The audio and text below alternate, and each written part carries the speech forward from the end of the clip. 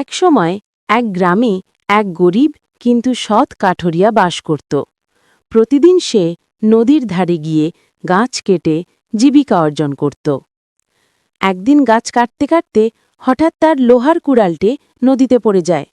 সে খুবই দুঃখ পেল, কারণ ওই কুড়ালই তার জীবিকার একমাত্র উপায় ছিল। সে নদীর ধারে বসে কাঁদতে লাগল। ঠিক তখনই নদীর পরী তার সামনে উপস্থিত হল।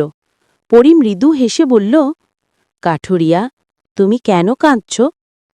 কাঠুরিয়া বলল, মা, আমার কুড়ালটি নদীতে পড়ে গেছে। আমি গরিব মানুষ, নতুন কুড়াল কিনতে পারবো না। পরী বলল, তাহলে আমি দেখে আনি। পরী পানিতে ডুব দিল এবং উঠে এলো একটি সোনার কুড়াল নিয়ে।